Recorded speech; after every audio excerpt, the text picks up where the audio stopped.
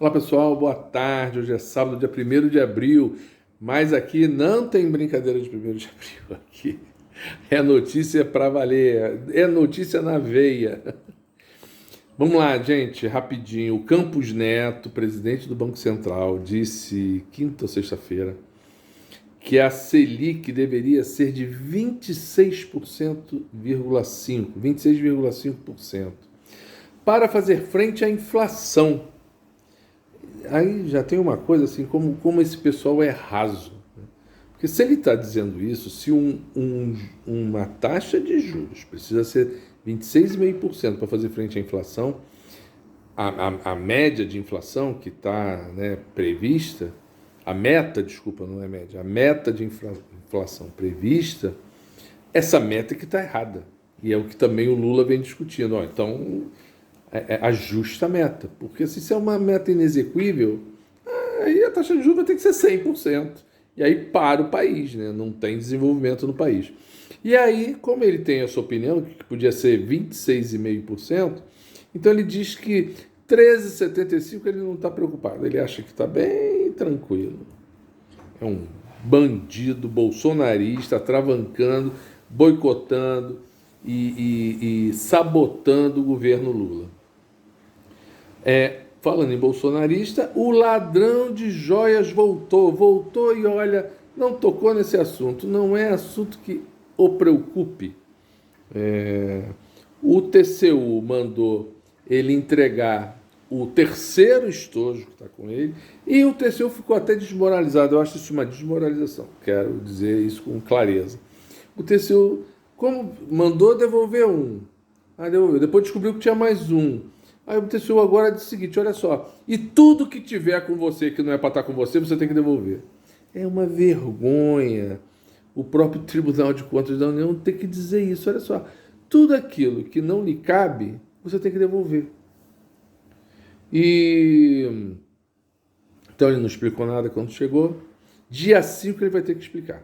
Ele vai ter depoimento na Polícia Federal para falar sobre isso. E a Polícia Federal está dizendo que vai fazer um depoimento, eu ainda não entendi direito, não é uma acareação, mas parece que ela vai fazer um depoimento com 9 pessoas, dentre elas Bolsonaro e as séculas dele, em salas diferentes, mas ao mesmo tempo, de modo que um investigador possa conversar com outro investigador e dizer, ó, esse cara aqui da sala 7 está dizendo isso, não sei, não entendi direito isso, mas é alguma coisa semelhante a isso que vai acontecer.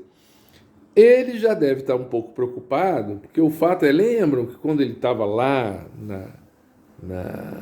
foragido, ele disse que um dia foi para o hospital, dizendo que de novo tinha lá encrencado alguma coisa no aparelho digestivo dele. Pois bem, ele chegou e marcou um monte de exames semana que vem, inclusive alguns exames que ele precisa ficar internado de um dia para o outro no hospital. Então, não duvido, ele já fez isso várias vezes, que ele dê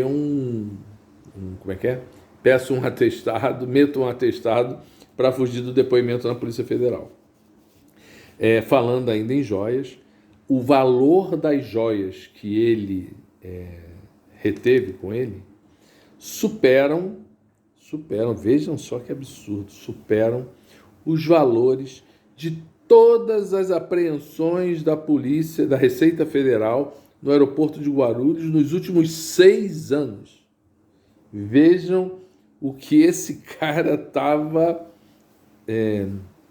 sendo camarada com ele, se apropriando inadvertidamente, indevidamente de bens que não lhe pertencem. Isso para não dizer que ele é ladrão, porque é ladrão. Aí a Folha de São Paulo ontem fez um editorial que, dentre outros, falava da volta do Bolsonaro. E aí, dentre lá um trecho, ela falava assim, aspas, opondo-se ao petismo, o bolsonarismo pode, vejam bem, isso aí é parêntese meu, vejam bem, o bolsonarismo pode revigorar a política brasileira, desde que se afaste da violência, dos atos antidemocráticos e da irracionalidade. Fecha aspas.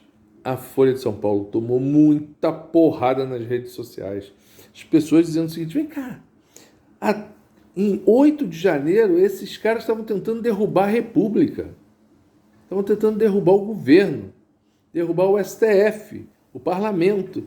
E aí a Folha acha que agora, desde que eles abandonem a violência, os atos antidemocráticos e a irracionalidade, que tudo vai mudar da água para o vinho, e é possível, depois de 4 anos de Bolsonaro, imaginar que eles possam abandonar a violência, os atos antidemocráticos e a irracionalidade?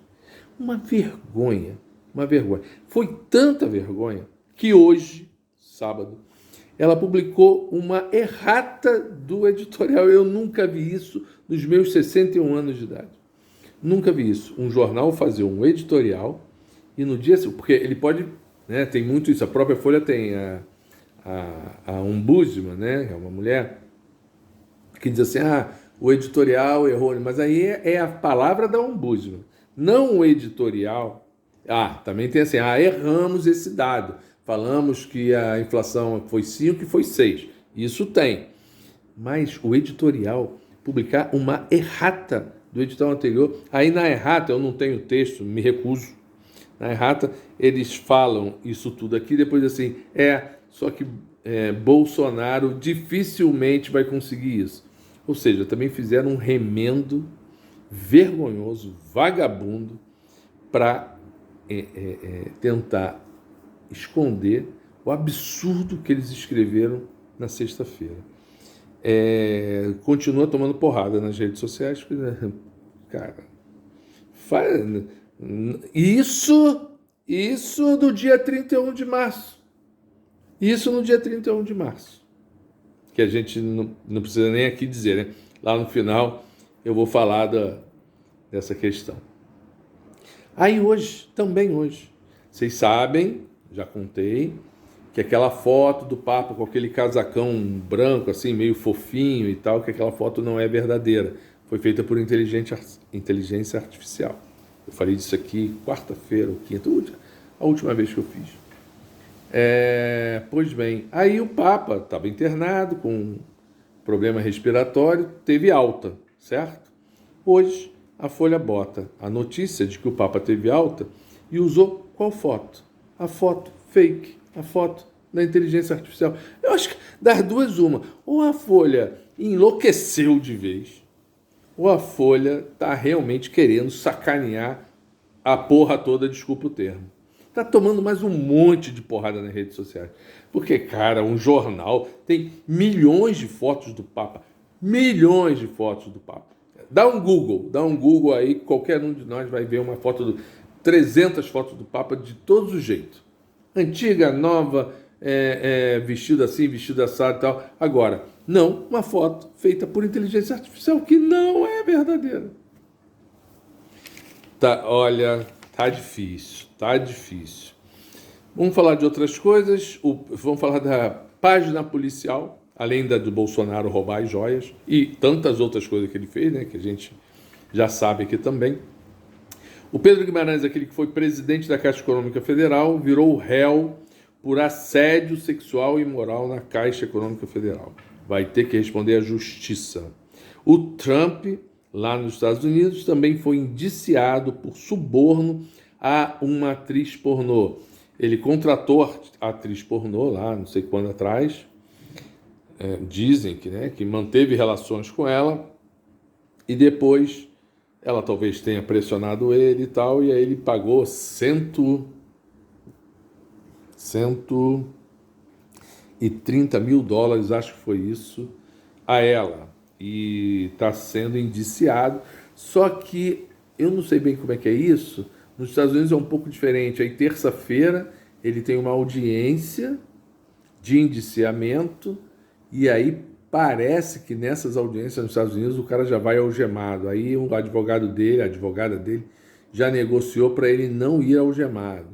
Mas ele pode sair de lá preso. Eu não realmente aí são detalhes da legislação americana que eu não sei. Mas o fato pode ser que terça-feira o Trump seja preso. Acho que se for, é por pouco tempo. Aí até tem que ver se vale a pena. Se é para prender por pouco tempo, tem que ver se vale a pena, porque ele vai, obviamente, faturar isso politicamente. Também o Nicolas Ferreira, aquele deputado federal de Minas Gerais mais votado, que é um moleque, ele foi condenado a pagar 30 mil reais ao Lula, já em segunda instância, por divulgação de fake news a respeito do Lula. Ótimo. E, gente, vamos encerrar aqui. Hoje é dia 1º de abril, mas isso não é uma brincadeira de 1º de abril. Ontem que se completaram-se 59 anos do golpe cívico-militar que houve no Brasil. É importante. Na Argentina, eles criaram essa figura que representa bem. É cívico-militar, não foi militar não, porque o poder civil também, na época, se foi conivente, se agregou aos militares para dar o golpe cívico-militar. Então isso é muito importante a gente ter claro. Por conta de ser o governo Lula, ontem as áreas militares não fizeram nenhum tipo de manifestação em louvor a isso. Tem um ou outro militar da reserva e o clube militar, que é um monte de barrigudo, velho brocha, desculpem o termo, do exército, que fizeram lá um almoço e tal, não sei o que lá. Mas não teve antigamente, no governo Bolsonaro, nesse dia, em todos os quartéis, era lida uma ordem do dia com exaltação ao golpe militar, que eles não chamam de golpe militar, claro, né? Então, assim, no governo Lula isso já mudou, não teve nada e é assim que tem que ser. E, gente, só para a gente não deixar passar, nunca mais ditadura, nunca mais democracia, sempre. Tchau, até qualquer dia.